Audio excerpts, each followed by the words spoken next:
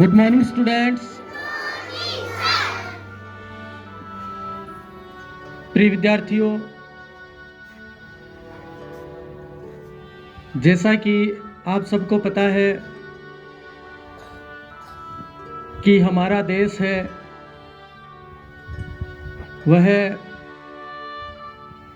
महान क्रांतिकारियों का, महान वीर सपूतों का देश है। इस भारतवर्ष के अंदर अनेक विभूतियाँ हुई हैं जिन्होंने अनेक समय के ऊपर किसी न किसी तरीके से राष्ट्र की सेवा करते हुए अपना सर्वस्व बलिदान दिया है। उसी बलिदान के कर्म के अंदर अगर हम किसी महान विभूति के बलिदान को सबसे ऊपर रखते हैं, सर्वप्रथम अगर किसी को याद किया जाता है तो वो महान विभूति हुए हैं, उनका नाम है मोहनदास करमचंद गांधी।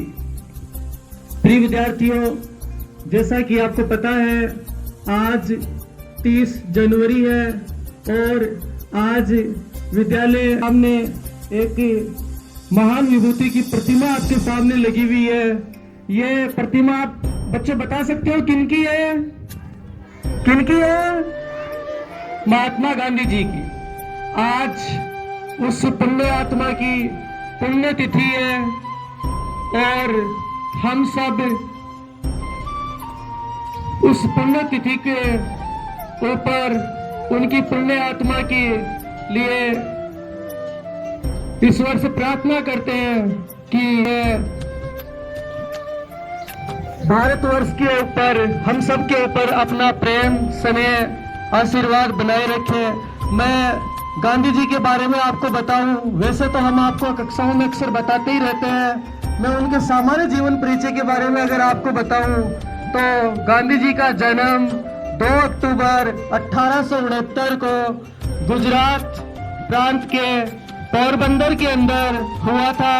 आपके पिताजी का नाम करमचंद गांधी एवं आपकी माताजी का नाम पुतलीबाई था।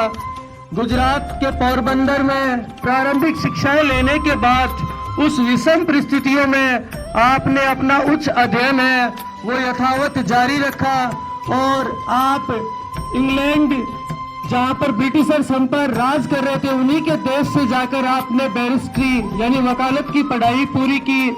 और जब आपकी पढ़ाई पूरी हुई, आप भारत में आए तो आपने जब यहाँ की परिस्थितियों को देखा तो आपने बिल्कुल भी अपने जो आपका एक तरीके से पैसा था, आपका जो कार्य क्षेत्र था वकालत, आपने उसको न चुनते हुए आपने राष्ट्र की सेवा, देश की सेवा को चुना।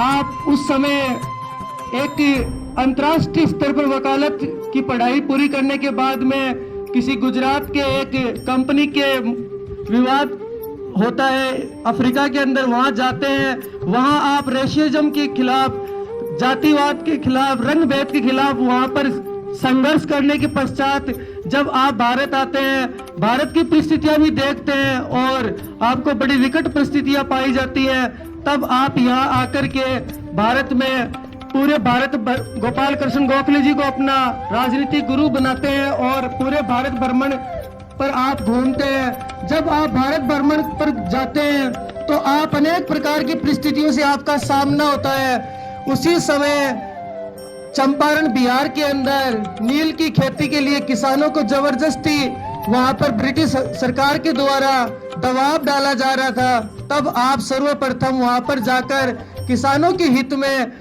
वहां पर आप एक आंदोलन करते हैं। ब्रिटिश सरकार को आपकी बातों से, आपकी वाक्पटुता से, आपके जो बोलने का तरीका था उससे उनको झुकना पड़ता है और चंपारण बिहार के अंदर किसानों की जो वाजिब मांगे होती हैं उस समय की सरकार को माननी पड़ती है। यह उस चीज का बीजारोपण था जो आने वाले भविष्य के अंदर आप भारत का प्रतिनिधित्व करते हैं।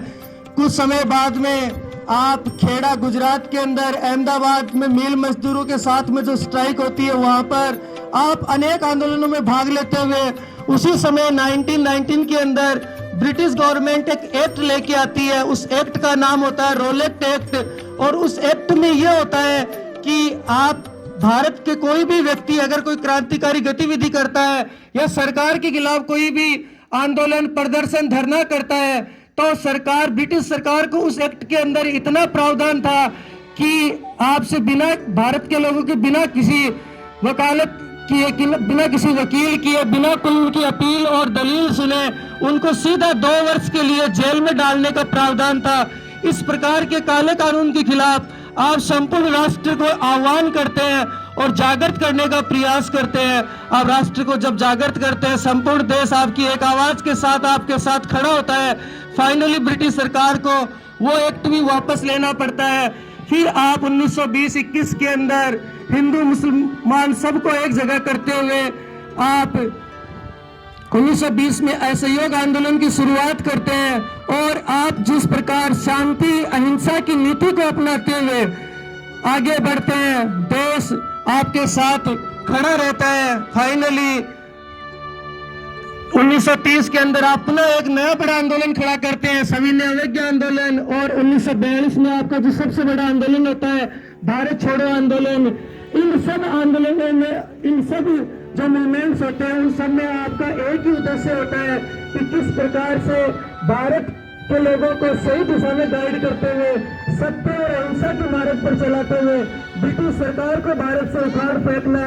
फाइनली आप अपने लक्ष्य में, संपूर्ण देश आपके इस बलिदान के लिए आपको राष्ट्रपिता के खिताब से नवाजता है। आज भी हम इन महान विभूति को राष्ट्रपिता के नाम से जानते हैं। अंततः एक बहुत ही कट्टर विचारधारा के व्यक्ति नाथूराम गोडसे के द्वारा 30 जनवरी 1948 को प्रार्थना सभा में सीने के अंदर गोलियां दाग दी जाती है और आपकी निर्मम हत्या कर दी जाती है, आपका असैसिनेट कर दिया जाता है। इसी मैं ये कहता हूँ प्रिय विद्यार्थियों, गांधी जी वह महान शख्सियत है कि भारत में अगर अपने यहाँ पर सबसे बड़ा कोई महान बेटा वीर सपूत पैदा किया है तो वो गांधी जी है। India ever produce the greatest man known as Gandhi ji. Bharat के आज तक के महान क्रांतिकारी है। तो देखिए, अक्सर हम कहते हैं, सुनते हैं कि शहीदों की चिताओं पर लगेंगे हर वर्ष मेले, वतन पर मिटने वालों का यही निशान होगा। जिस प्रकार हम देखते हैं कि गांधी जी ने अपना सर्वस्व बलिदान दिया था, उस भारत को आजादी मिल गई थी, उसके पश्चात भी हम देखते हैं कि हमारे देश के अंदर चुनौतियां अभी खत्म नहीं हुई थी। पार्टीशन हो गया 1947 के बाद में। पार्टीशन अपने साथ में बहुत बड़े चैलेंजेस, बहुत बड़ी चुनौतियां लेकर आया था। साथ में चाइना जैसा अपना नेबर है जो भी हमारे लिए हमेशा कोई ना कोई चुनौती खड़ी करते रहता है। आज भी हम यहाँ पर सुरक्षित हैं, इन महान वीर सपूतों को याद करते हैं।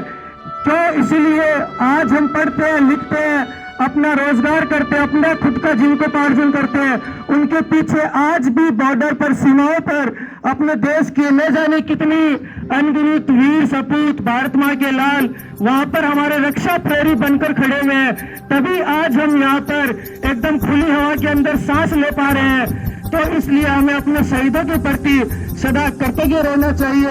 हम देखते हैं गांव गांव, ढाणी ढाणी, खास तौर से अपना राजस्थान, और राजस्थान में खास तौर से बात करें शेखावाटी, और शेखावाटी में अपना झुंझुनू जिला, ये वीरों का, वीर सपूतों का जिला हुआ है। हम जाते हैं तो 1 किलोमीटर नहीं जाते हैं तो वहां पर हमें शहीद कुलदीप जी की मूर्ति, वहां पर उनका स्टैचू मिलता है। और आगे 1 किलोमीटर नहीं जाते हैं तो वहां पर हमें शहीद अजीत जी की मूर्ति मिलती है। और 1 किलोमीटर आगे नहीं जाते तो वहां पर शहीद दिनेश जी की मूर्ति मिलती है। ये इतने शहीद होने का पीछे यही है कि हम अपने देश के लिए, मातृभूमि के लिए किस प्रकार अपना त्याग, बलिदान, सर्वस्व देने के लिए तैयार रहते हैं। इसीलिए कहते हैं, हमारे यहाँ तो हमारी माताएं हमारे वीर सपूतों को, हम सब बच्चों को बचपन में ही सिखाती है कि इला न देनी आपनी हालरियो हुल राय, पूछ सिखावे पालने मरण वडाई माए। इस मातृभूमि के लिए किस प्रकार हमें अपना बलिदान देना है। प्रिय विद्यार्थियों, हमें भी इस बात से यही प्रेरणा लेनी है कि अगर हमें इस देश को हमारी कभी भी आवश्यकता पड़े किसी भी प्रकार में, तो हमें एक, अगर नागरिक, अच्छा नागरिक बनकर अगर जरूरत पड़े तो हम अच्छा नागरिक बनकर दिखाएं। अगर प्राणों की बात है तो प्राण देने में भी पीछे नहीं रहे। हमें यही इन वीर सपूतों को, वीर शहीदों को हमारा नमन होगा। धन्यवाद। शहीद दिवस के अवसर के ऊपर महान सपूत मां भारती के लाल महात्मा गांधी जी के जीवन के लिए हम उनके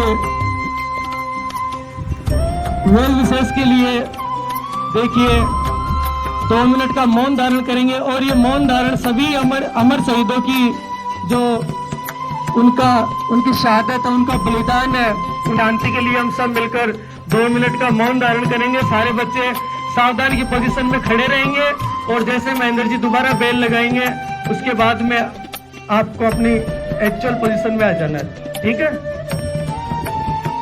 yes classes, attention, study, attention.